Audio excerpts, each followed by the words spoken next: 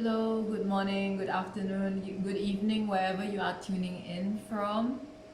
My name is Wenlin. It's so great to have you here. Today, I'd like to share a little bit about the 5 tips on how to teach confidently.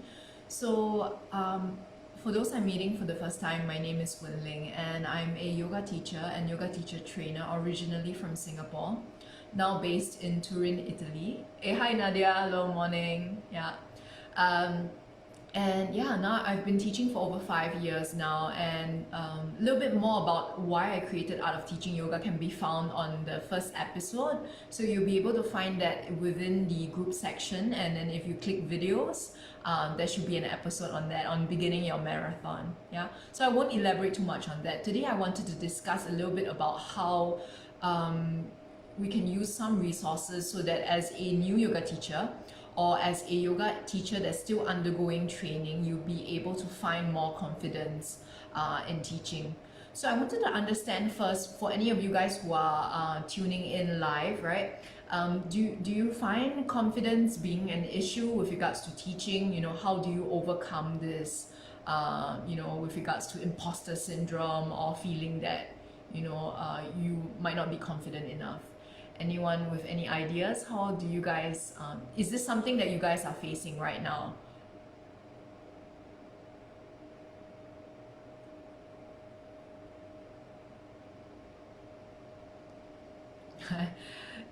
I don't see any responses, so probably today, I think fewer of you guys might be tuning in. I just wanted to share a little bit about from the results, the survey results, because I mean, most of you guys who came through this group, right, you filled in a survey, and I wanted to better understand what are the challenges that you guys are facing. And a lot of you may be thinking that, am I the only one that's experiencing this difficulty? No, you are not. Okay, so from the survey results, right, before I becoming a yoga teacher, I was a researcher, and so I looked a lot into the data because I think that data doesn't lie, right? Presuming that you do answer the survey results, like, honestly. So what we've seen is that actually, even amongst new yoga teachers, 1/3 of you guys, despite being certified, 1/3 of you guys say that you don't feel confident to teach, right? And among those of you who are still undergoing yoga teacher training, and hello, hi Rebecca, among those of you guys who are still undergoing yoga teacher training, more than 50% of you guys feel that you are not, confident about your teaching. So I wanted to share some tips and resources today that might be able to help you circumvent any jitters, last minute worries. Hi Tisha, good morning. That you may be experiencing with regards to teaching. So Nadia, Rebecca, Tisha, anyone else who might be tuning in, do you guys experience any issues with regards to finding confidence to teach? How do you guys overcome this at this moment? Before I share any of the tips, I wanted to understand for you guys, what kind of resources are you using? Right, Nadia, you mentioned that you feel a little bit more insecure in terms of cueing, and then you're overcoming this by focusing first on a few poses, and then you practice, and then you build on this. That's a great approach, right? So zooming in, so this is a huge skill set, right? Teaching yoga. So there's the cueing, there's the demonstrating of the poses if you're doing this online or even in person. There's the art of observation, of connecting with your students, and there's so much more to look at. So with respect to one aspect, you can zoom in into one thing that you feel that, okay, this is the area I want to focus on for this week. And then just spend some time and do that per week. So Nadia has given a really great example, and I've seen that she posted in the accountability group as well, that this is the area she wants to focus on, and she's doing this over time. So this is something that worked for me as well, even as an experienced teacher. When I relocated to Italy, one of the biggest challenges I faced, and even as now I'm facing, is teaching in a foreign language. So what I did was I zoomed in into particular areas, and then over time, every week I tell myself consistently I will spend this amount of time on working on this area, practicing to refine or to remember this cue, this introduction in this specific language. And I found this worked for me. Yeah. Tisha, you mentioned, yeah, although you practice, you feel insecure in balancing, taking your own breaths, cueing, right? And also having and remembering that sequencing, definitely, for sure. Yeah, that's something that's not easy. So one way to do that would be to focus on one area first, or to keep things simple, right? And there's this principle called the KISS principle, which is keep it simple, stupid. So this wasn't one of the original 5 tips that I wanted to share with you guys, but everything that you want to do, right, as a yoga teacher, if you can take it one notch down, just simplify it. So if you have this, most of us yoga teachers in every class that we've been to, we're like, oh my god, this is so great, I want to incorporate that, right after learning something, you want to apply and share it with your students. This is very natural, right? But take it one step at a time. Whatever you want to offer, like the deluxe version, oh my god, the most amazing class, take it one notch down, simplify it, start with the basic version, and then you can add on, you can give some extra stuff when you feel confident to offer things at the most basic level. So yesterday I was listening to a podcast, and one advice from one of the senior teachers, she's based in the US, she's called Bex, she's been teaching for over 20 years, that she offers is just to remember 3 things to say for each pose, right? If you have to offer something, just 3 things, maximum of 3 things. What would you say in this pose? Like in Tadasana, what do you choose to emphasize? Do you emphasize the feet, alignment of the arms, how you stand, the balance between effort and ease? How do you choose to do that? So take it one notch down, simplify it, and then keep it simple, and that should help you, right? Rebecca, you mentioned you want to embody the niyamas and the yamas, right? And also regulate the nervous system. You've taken a long time to get through the program, right? And so you find it hard to think about sequencing for now, right? Definitely, right? I think at this present moment, even you can just stick to, for example, a framework, right? I'm gonna share this like little bit more over the coming weeks because I don't want to overload you guys with too much information. Today, let's keep it simple, right? I agree with you that at the beginning, with regards to sequencing, it's quite from an art, right? A little bit from an art. So with regards to vinyasa flow, if you have something like a template, like for example, for me as a yoga teacher, when I began, I had chunks. So I'll talk about this more next week. I had chunks that I plugged in. And each chunk, I'm super familiar with it. So I remember, okay, for this class, it's chunk A, B, and then D. And then next week, maybe I do chunk A, C, and then E, right? And then over time, as you become more and more familiar and you create new chunks, it makes it easier to plug and play. And you don't feel so anxious about having to plan a completely new sequence or to think about like something new. Because definitely sequencing by itself is an art. Right? Yeah, definitely. Yeah. Cueing from the base of the pose, that is a great tip, and I agree with you, because if you don't have stability from the base, there's no point focusing from the top, right? With the same thing with adjustments as well. When you do adjustments, if you do hands-on adjustments, it's very important to already begin to tell your student to make any adjustments from the base if required, and then move from bottom upwards. Yeah, so that's a great one. So okay, let's look into the 5 tips. So some of the things I shared just now, which is to just zoom in on 3 cues per pose if you must, or even fewer, right? Just the essence of the pose, and then keep it simple. Whatever deluxe plan you have, power it down. Take it one notch like lower or simpler, and that's really enough, right? It's really enough. Okay, so the first thing I wanted to share with you guys is, with regards to the 5 tips, is to return to your why, right? In any given class, in any given situation, there are like 1,000 different, maybe 1,000,000 different options or sequences or things that we can offer. We can include mantra, we can include, mudra, we can include fancy sequencing, we can include a peak pose, but there is so much going on, right? And then you might think to yourself like, oh, what do I do? Do I include this aspect or that? It's very important before you do anything to ask yourself why. And in the expert interview with Bernie Clark, I will be drilling down on this and getting him to share a little bit more on why it's so important. But you have to return to your why. You know, when you start to teach, right, or to plan, right, you return to your initial question as to why you began this yoga teacher training. What is it that you truly want to offer with the world? You know, what is it that you feel passionate about, that you care about? You know, what makes you feel so strongly about sharing the beauty or the joy of yoga with this world, right? And everyone's answer will be different.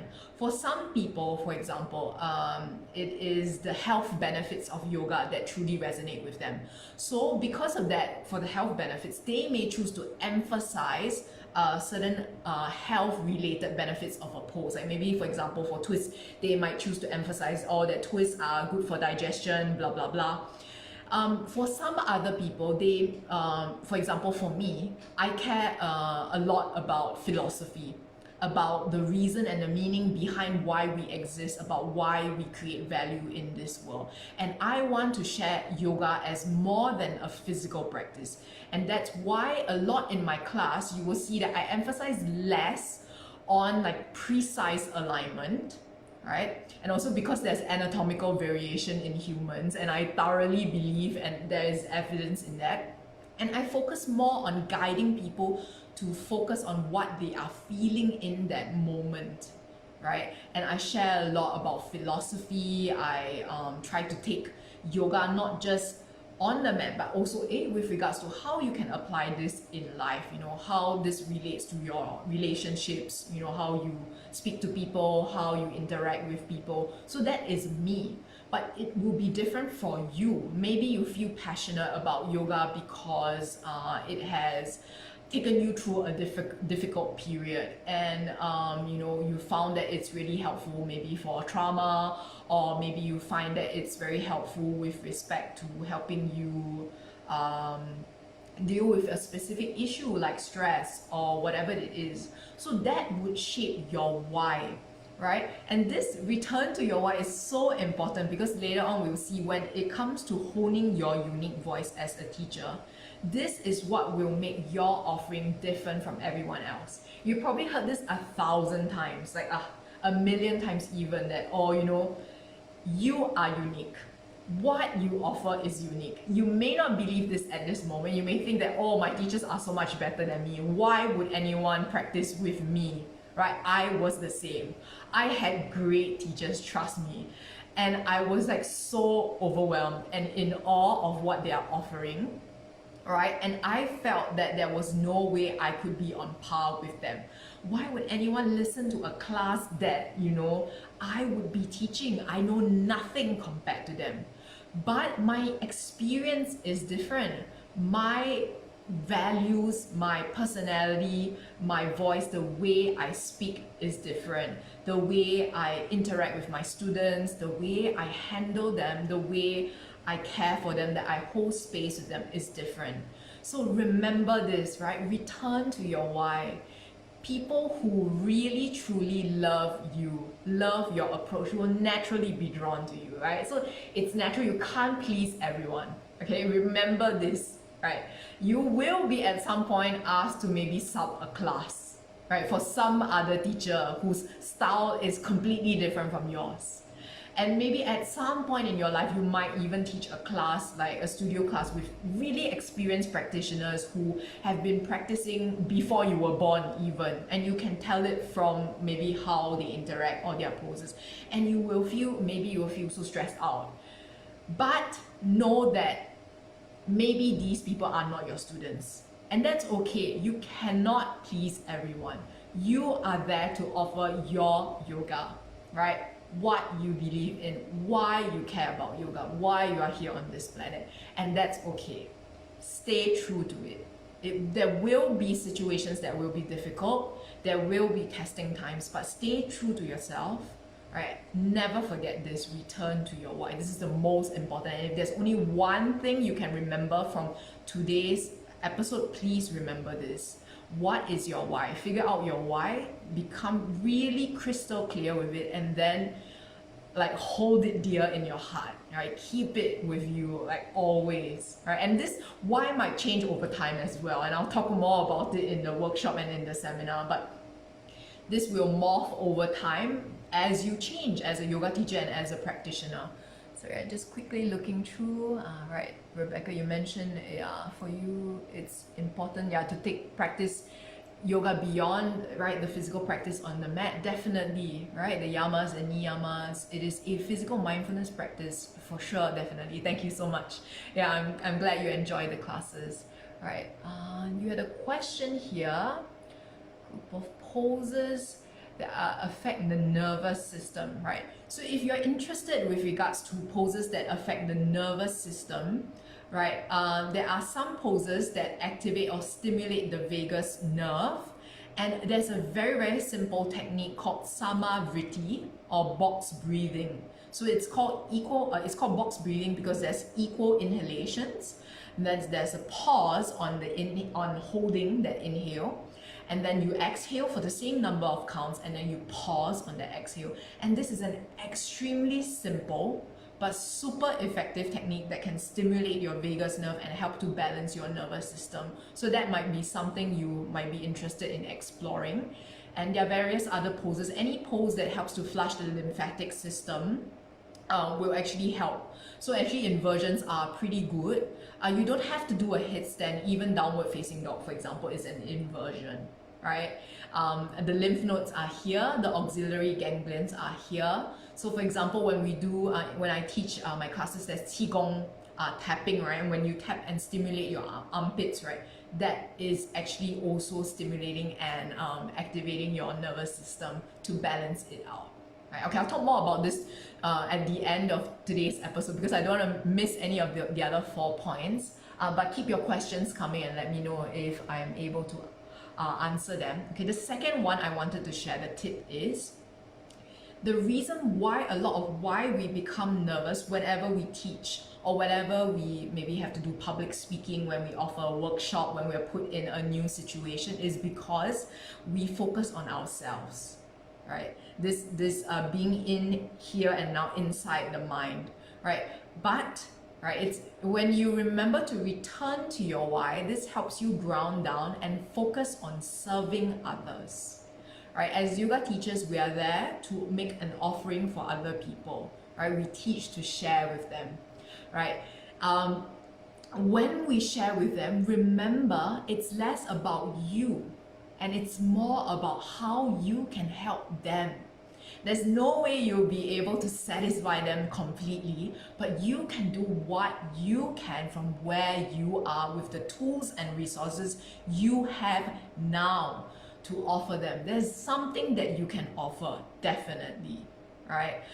In Chinese, there's this proverb of saying that that's called 三人行必有我师. It means, right, when 3 people walk together, there's always someone who is my teacher. There's always something you can learn from someone else, right? That is the mentality, I think, for myself, and also I would suggest or advocate that all teachers have. And even if, for example, you step in as a student or even as a teacher into another class, right, and that despite that class not resonating with you, there's always something to learn from it. And the same for you. You always have something to share, right? And when you focus on coming from a heart of sharing what you know, what you care about, what you value, and what beauty you see in the world, then this will naturally make you less nervous, right? I found this really helped me as a beginning yoga teacher, and even now, for example, when I have to teach students who only speak Italian, with my limited Italian, I have to try to communicate with them. I always remember, okay, what do I know? Okay, I'm good at observing my students, right? And I have some limited knowledge of Italian with very good English and very good gesturing. So I just try, I try and I show and teach with my heart and with my soul. And they can feel it, your students will be able to feel it, trust me. Yeah, and just remember that.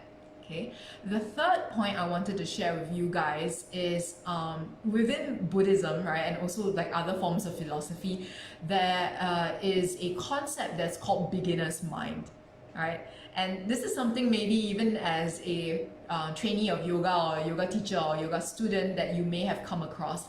And what it means, if you are new to this concept, is to always be able to look at a situation, at a person, at a relationship with fresh eyes, as if it is for the first time, right?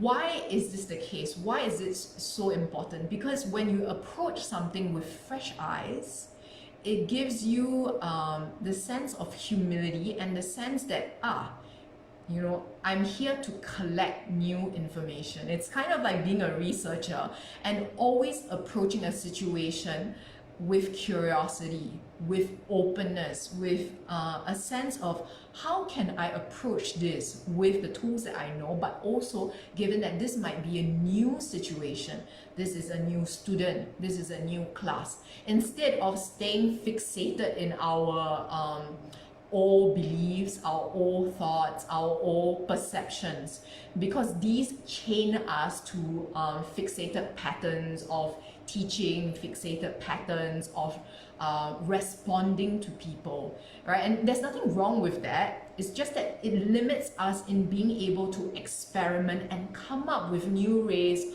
of responding. So let's say today in a class, a student came up with you and said that they had back pain, and you're like, damn, I have no idea, I've never taught someone with back pain.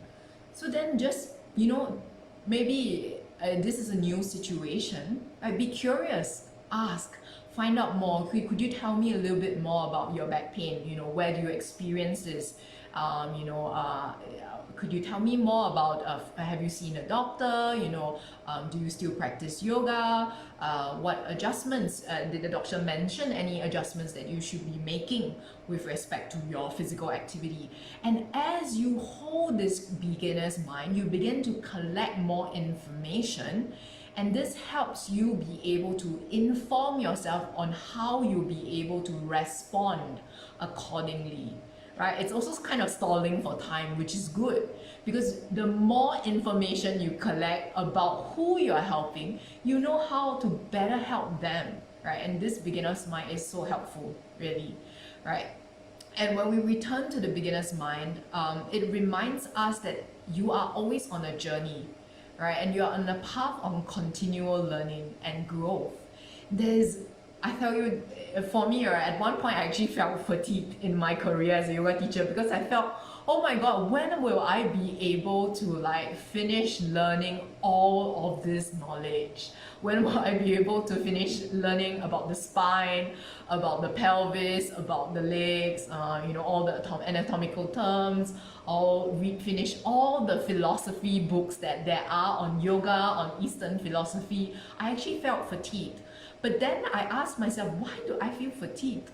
Actually, it's fun, right? This is the point of life. If you were able to finish everything, then what's the point? You reach the destination and then there's no point of the journey. This is why we are alive. Every day we wake up and we learn something new. And this is the beauty and I think also the complexity and the exquisiteness of life, being able to understand that every situation offers you new information, a new chance for self-discovery and also discovery about others and the world around you. Yeah, so that was beginner's mind. The fourth tip I wanted to share with you guys was the first of the yamas, which is ahimsa, right? So probably you guys are very familiar with ahimsa. I might not need to elaborate too much. And for me, if there's only one of the yamas and the niyamas that I had to talk about for the rest of my life, it would be ahimsa. Why? Because it's so hard to embody ahimsa, especially when we practice ahimsa for ourselves. How can we be compassionate about ourselves? I don't know about you, but for me, I am the most critical person on the entire planet about myself, to myself. And if I could live with more compassion for myself, for the way I, interact with people, for the way I do things, for the way I approach life, I think I would have so much less suffering.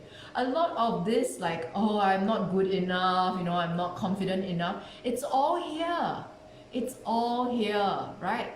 If we connect to here, ahimsa, right, and we remember, okay, it's okay, right? I learn, I teach from where I am, from what I know with the tools I have, and whatever the outcome, it's okay. I love and accept myself regardless, right? Whether it's a success, whether it's a failure, whether it's a learning experience, I love myself the same, right? I love and accept unconditionally. This is ahimsa, compassion for yourself and for others. When we can cultivate compassion for ourselves and others, we are able to teach from a place of true knowing, true authenticity, right? And this is, I think, one of the best tips of like overcoming this like lack of confidence, right? Practice ahimsa, right? And okay, how can we practice ahimsa? This is kind of abstract, right? Oh, how do we be compassionate to ourselves?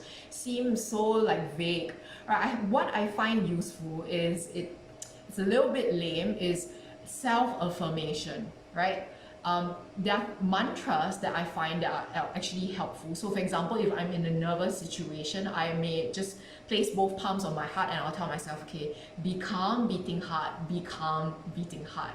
And I may even say things like, I am enough, I know enough, I do enough, and enough is great. It doesn't have to be a lot. Enough is enough, right? Balancing between effort and ease. We want to find that sweet spot between too little and too much. And where is that sweet spot? Enough. You are enough. You do enough. You know enough, right? So if you feel nervous, I find this super helpful. Just placing one palm on top of the other and like connecting with your heart and repeating the mantra, I am enough. I know enough. I do enough. Yeah. And the last tip I wanted to share with you, and this might be a little bit surprising, is don't take yourself too seriously. Okay, so it might sound offensive, it might sound strange, but don't take yourself too seriously. A lot of the time, right, when I was a researcher, for example, in my last job before I started teaching yoga full time, I was hypercritical, right, of myself, and I had extremely high standards for all the reports I've written, for the emails I send out to clients, and I would berate myself terribly whenever I made a tiny small mistake on a report, or when I shared this with, when I made a presentation.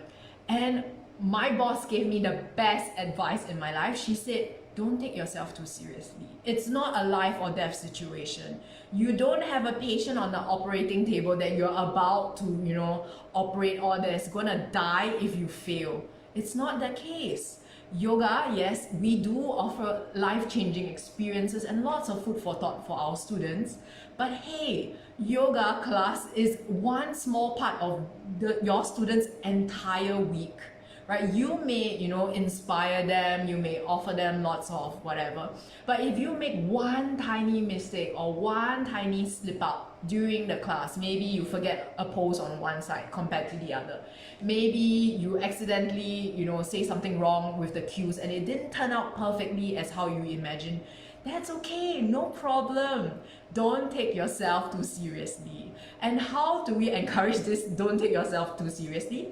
Humor. I found humor really, really helpful. When you make a mistake, I'm always very forthright in my yoga classes, and you guys are probably familiar with this. When I say slip up, I'm like, oops, well, it happens. Yeah, and then maybe students laugh as well. You laugh at yourself, and they laugh along with you as well. Maybe sometimes they laugh at you, but that's okay. Right? They see that this is you. There is imperfection. Every single person, even their yoga teacher, is imperfect, and for them then that may be relaxing as well, and they may feel even my yoga teacher is imperfect, and that's okay. I'm imperfect, and you know, the moments that I am imperfect is perfectly fine as well. All right, I'm just reading through your comments. Yeah, Trisha, when you find yourself getting too serious, yeah, you giggle. Yeah, that's a great one. Smile and laugh at yourself. This is the perfect one. Yeah. Yeah, Rebecca, exactly. Yeah, not taking yourself too seriously, just having fun, enjoying the process. It ties in a lot exactly with Ishvara Pranidhara, which is surrendering to the moment, right? You do your best and you give your all in that moment. Whatever the outcome, if you do a slip up, if you forget a pose on one side. For example, I think last week I was teaching a class live in which I wanted to make sure that the students weren't doing front and back. So I made them face me and do left and right instead. And you guys have experienced this class before. It was like, at one point, like lots of students, they self-corrected. So despite me saying the right word for left and right in Italian, some of them tried to do the change because they saw me and they forgot that I was mirroring them, and then they ended up, you know, facing the wrong side or not being able to do the right leg. And so a part of me was like, oh my god, you know, this is not turning out like how I expected. But then that's okay, just laugh and say, oh, you know, okay, all right, just gather them and, like, you know, hold yourself with compassion, right? Don't take yourself too seriously. Laugh along with the students. Make it a fun process for them as well. And they will love you the same, right? My students, thankfully, they loved me the same.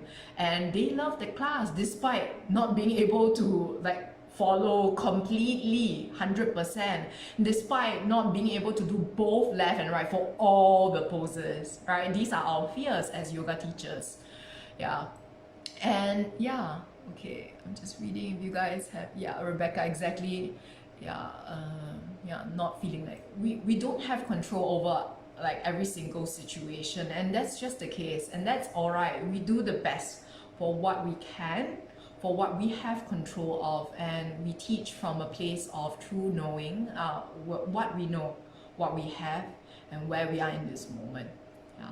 I wanted to offer two quick resources that you guys can tap into as well whenever you are feeling, for example, stressed out.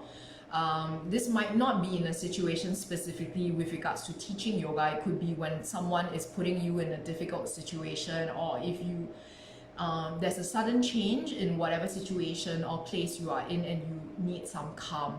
So this one is actually called self-holding, and it is part of somatic experiencing created by Dr. Peter Levin, right? So I will mirror you in this situation, right? Just listen to me. Use your right palm, right? Right palm. Place it under your left armpit. And then with your left palm, can you remember, wrap it around the outside of your arm. Right, and just stay here and breathe. Okay, this is called self-holding. And when you put your right palm under your left armpit, it actually helps to regulate your parasympathetic nervous system, which is actually connected with your fight or flight. So when you're put in like a situation like when there's a predator, right? In the past when we were cavemen, right? That when there's a predator, the parasympathetic nervous system is the one that makes you like, oh, like kind of fight or flight. And then it helps you decide whether you should spring into action or kind of freeze. So it helps you change and regulate that kind of activation and calm yourself down when you're holding yourself in this moment. So this is the first one I wanted to offer to you guys. The second one is actually called emotional freedom technique or tapping. Right, for this one, it doesn't matter so much which hand you're using. So I'm going to demonstrate using my own dominant hand, which is my right hand, which might not be yours, but that's okay. So when you are put in a situation in which you might feel nervous, anxious, right, you can use this technique, and we'll begin by tapping the edges of where the sides of where your palm is. And you use two fingers and you can tap, or you can use the curl up the fingers and begin tapping. And you just tap this and you repeat a mantra. Okay, so the mantra could go something like this: even though I feel stressed, anxious, nervous about the situation I am in. I love and accept myself, right? And then you do this, Nadia, you do this exactly, even though I feel stressed, anxious, nervous, or unable to control the situation I am in, I love and accept myself. Right? And then from here, you begin to move on to your eyebrow, and you tap the edge of your eyebrow that's closer in, and you tap here, and you repeat the mantra, even though I feel stressed, anxious, unable to control the situation I am in, I love and accept myself. And you do the same. And then you move to the outside corner of your eyebrow and you tap and you repeat the same mantra again. Even though I feel stressed, anxious, unable to control the situation I am in, I accept and fully love myself. And now you find the outside edge, the corner of your eye, and then you tap that area and you repeat the same mantra. Even though I feel stressed, anxious, unable to control the situation that I am in, I accept and fully love myself. And then we'll continue to move on towards where the bottom of where your nose and the top of where the lip is, and we call this the Anapana spot in meditation, right? And you tap this area and you repeat the same mantra. Even though I feel stressed, anxious, unable to control the situation I am in, I accept and love myself. And then here as well, underneath the chin, and beneath your bottom lip but above where the chin is, and you tap and you repeat the same mantra. Even though I feel stressed, unable to control the situation I am in, I accept and love myself, right? And then you go on to tap the chest. So you can use the top part of where the other palm is and just gently tap like this, where you would have, for example, you might have a bow tie, right, for the men, and for the ladies, maybe where your anello or your necklace is, you begin to tap this area. Even though I feel stressed, anxious about the situation I am in, I accept and fully love myself. And then you repeat this one more time. And then you can also tap the underside of your armpits close to, usually when we do qigong tapping, right, close to where that is, you tap this area. Even though I feel stressed, anxious, unable to control the situation I am in, I accept and fully love myself. And you do this one more time. And then the last point would be on the top of your head, where the crown of your head is. So you imagine where the crown chakra is, you tap. And then you repeat the mantra to yourself. Okay, even though I feel stressed, anxious, unable to control the situation I am in, I accept and fully love myself. Right? And then there's the last bonus one. So this one I like to do for myself. I have no idea if this relates to any specific technique. I just find that it works. Whenever I feel stressed, I use my fingers, right? So I tap them and I begin tapping the top of where my chest is, below the collarbones but above where your breast or your sternum might be. And then when you tap this area, just repeat the mantra. For example, even though I feel stressed, anxious, unable to control the situation that I am in, I accept and love myself. Or you can repeat the mantra, I am enough. I do enough, right? I know enough. And then just do it for as long as you would like until that helps you find some calm, right? So these were the tips for today. A quick recap. Okay, the 5 tips for today are: return to your why. Remember why you're teaching, right? Why you love yoga, why you care about it. Second one is focus on serving others. Third one is return to beginner's mind. Fourth one is practice ahimsa. Difficult, right? Yeah, but important. Last one, don't take yourself too seriously. And the bonus one, which we talked about in the beginning, is keep it simple, right? Keep it simple, right? Simple is great. Yeah, simple is difficult, but it's great. Yeah. Any of you guys have any questions, anything you'd like to share or add with any of the other viewers out there? Nadia, Chisha, Rebecca, anything else?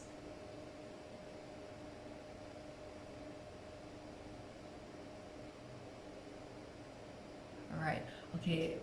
If you guys don't have anything else, any other questions or anything else you would like to add or to share, Then I'll see you guys next week at this time. And next week we'll be talking a little bit about lesson planning, because I understand for many of you guys, right now, for example, you might be managing yoga teacher training along with maybe say a full-time job or many other commitments that you may have at home or at work. So it's not easy to do that.